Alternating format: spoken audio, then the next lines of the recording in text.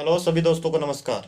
आशा कर रहा हूँ आपकी तैयारी अच्छी चल रही है, स्वस्थ है, मस्त है। आज जिस मुद्दे पर मैं बात करने आया हूँ वो बड़ा ही इम्पोर्टेंट मुद्दा है कि मेरे थंबनेल में स्पष्ट लिखा हुआ है कि करंट का करंट। और करंट जिस प्रकार से आरपीएससी और अधीनस्थ बोर्ड करंट के क्वेश्चन पूछ रहे हैं उनमें करंट ही लग रहा है। पिछले फर्स्ट ग्रेड के आपने पेपर देखे होंगे, सेकंड ग्रेड के जो पेपर देखे हैं उनमें काफ़ी टफ करंट पूछा गया है। अब मेरे वीडियो में कई बच्चे कमेंट कर रहे हैं कि सर करंट कहाँ से पढ़े, कितना पढ़े। तो भाई करंट के मैं बता दूं, पहले पेपर में लगभग 10 क्वेश्चन आएंगे। ठीक है। अब 10 क्वेश्चन में से आपका टारगेट रहना चाहिए कि 5 से 6 क्वेश्चन हमारे सही हो जाए। और 5 से 6 क्वेश्चन के लिए आपको यह नहीं है कि यूट्यूब से रोज 3 3 घंटे की क्लास लो या जो भी मैटर आपके पास है उसे भर भर के पढ़ना है। 5 6 क्वेश्चनों के लिए इतनी मेहनत करनी है। या तो आप एक क्रोनोलॉजी ले आओ या मूमल, बस दिन के 2 पेज आपको पढ़ने हैं। और पर्सन भी आपको कौन से ज़्यादा फोकस करने हैं, जैसे खेल का आ रहा है, योजनाओं का आ रहा है, इनका पर्सन लगभग फिक्स ही रहता है। राजस्थान सरकार में वर्तमान में कौन सी योजनाएं चल रही है, सबसे ज़्यादा इंपॉर्टेंट ये है। अब करंट कितने दिनों का पढ़े, तो भाई पिछले 2 सालों में मैंने तो ये देखा है कि अंतिम 6 महीने से बाहर क्वेश्चन पूछ नहीं रहे। एक दो क्वेश्चन पूछ लेते हैं और उसको यूट्यूब वाले उछाल देते हैं कि ये देखो 2017 का भी पूछ रहा है, 18 का भी पूछ रहा है, 20 का भी पूछ रहा है। ऐसी बात नहीं। दूसरी बात मैं करता हूँ विज्ञान की। कई बच्चे बोल रहे हैं कि सर विज्ञान से डर लग रहा है। अरे भाई डर तो लगना ही है, पढ़ोगे नहीं तो डर ही लगेगा। विज्ञान के लिए क्या करना है, मैंने तो देखो विज्ञान में ये आप हमारी एनसीईआरटी में चलती है 6 से 10, ये पढ़ा है। और उसमें भी देखो जो पीछे क्वेश्चन दे रखे हैं एमसीक्यू, उनको तो छोड़ना ही नहीं है।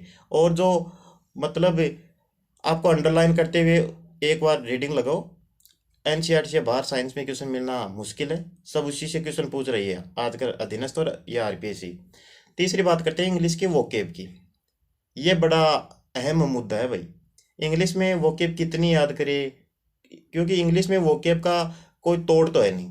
अब इंग्लिश में मेरे का जहाँ तक मानना है, एलडीसी भर्ती में मैंने 18 और 24 के ये पेपर देखे और इनमें यही है कि दूसरा जो पेपर आता है वो ज़्यादा हार्ड नहीं रहता है लैंग्वेज का।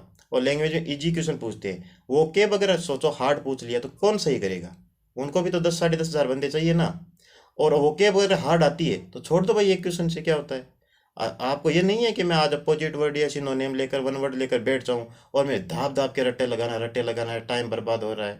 एक क्वेश्चन के चक्कर में आप 4 क्वेश्चन और खराब कर लोगे। इसलिए मेरा तो ये मानना है, जैसे 2018 की भर्ती में था ट्रू का वो पूछा था अपोजिट फाल्स, बताओ ये कॉमन सेंस का सा ऐसे क्वेश्चन आते हैं।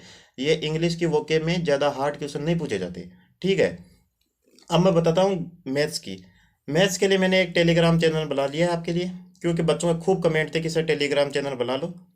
अब बात यह है कि मैं इस टेलीग्राम चैनल पर आपके लिए हमेशा 50 क्वेश्चन डालूंगा, चाहे वो पीडीएफ फॉर्मेट में डालूं या क्विज में डालूं।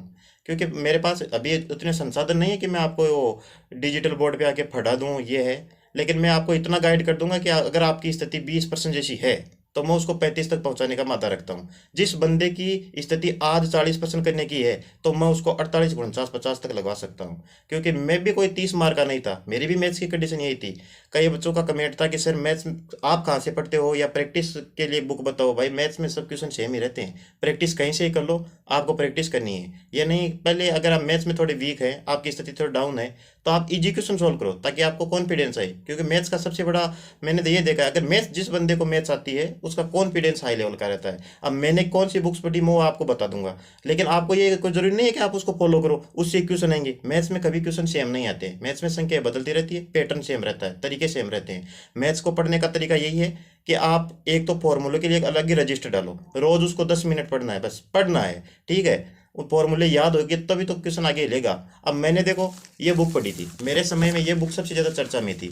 अब इस बुक्स की हालत देखकर भी बता सकते हो आप कि मैंने किस शिद्दत से इसे प्यार किया है, किस शिद्दत से इसे मोहब्बत की है। तो किताबों से मोहब्बत करोगे तभी आपको सक्सेस या सफलता मिलेगी। अभी देखो मेरे पास ये बुक भी मैंने पढ़ी है, इस बुक में ये है अभिनय सर, इसकी बुक भी मैंने अच्छे से निकाली है।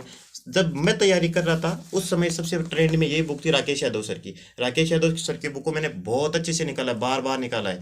और अभी गगन प्रताप सर की भी मैंने बुक पढ़ी है, ये बुक भी ठीक है, मैटर ज़्यादा खास तो नहीं है। अभी अगर आप पढ़ना चाहते हो तो अभिनय सर की मैथ्स की बुक है, वो मेरे को अच्छी लगती है।